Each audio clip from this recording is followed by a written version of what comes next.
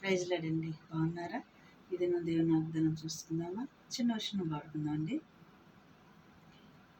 నీతి కిరీటము దర్శనముగా దర్శించిన పరిశుద్ధ పౌలుకి విశ్వాసము కాంచినావు,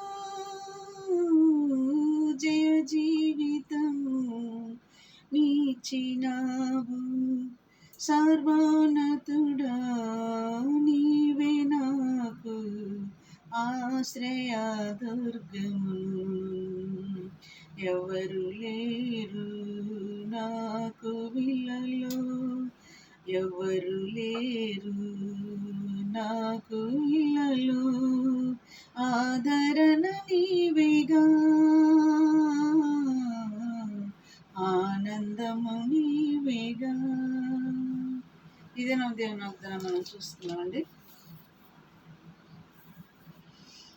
84వ కీర్తన 11వ వచనం చదువుకుందామండి. దేవుడైన యెహోవా సూర్యుడును కేడెమునై ఉన్నాడు అని, యెహోవా కృపయు ఘనతయు అనుగ్రహించును. యథార్థముగా ప్రవర్తించు వారికి ఆయన ఏ మేలును చేయక మానడు. ఇది నా వాగ్దానం అండి. దేవుడైన యెహోవా సూర్యుడును కేడెమునై ఉన్నాడు.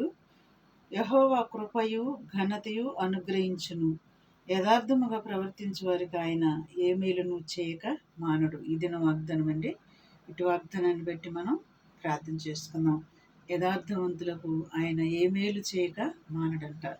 మరి ఇటు మాటలను బట్టి మనం ప్రార్థన చేసుకుందామా? కళ్ళు మూసుకోండి. స్తోత్రములు ప్రభువా యేసయ్యా, ఈ మాటలు వింటున్న బిడ్డలను, చూస్తున్న బిడ్డలను దర్శించి అందరిని కూడా ప్రభువా నీ మేలులు పొందుకునేటట్టుగా మమ్మల్ని సిద్ధపరచమని నజరేయుడైన యేసుక్రీస్తు నామములో నేను అడిగి వేడుకుంటున్నాను తండ్రి. ఆమేన్. God bless you.